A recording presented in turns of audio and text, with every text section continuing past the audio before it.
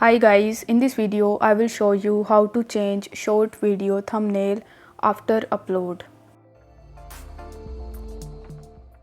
In order to do this, you first have to launch your YouTube mobile application and then you just have to tap on this plus icon in the bottom.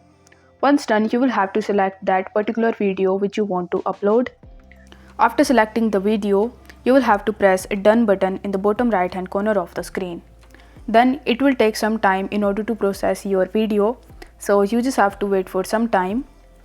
Now once the video is processed successfully, you will have to press this check button right next to it, and then you can add any text or filters or voiceover into the video, or if you don't want to do this, then you need to press next in the bottom right hand corner of the screen.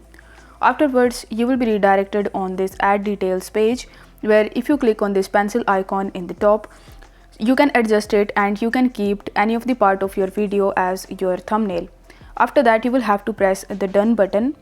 Once you have done that, you will have to click on upload short and then it will show you that it is uploading your short. Now by the time it is uploading your short, you quickly have to launch your YouTube Studio and then you need to press the content button.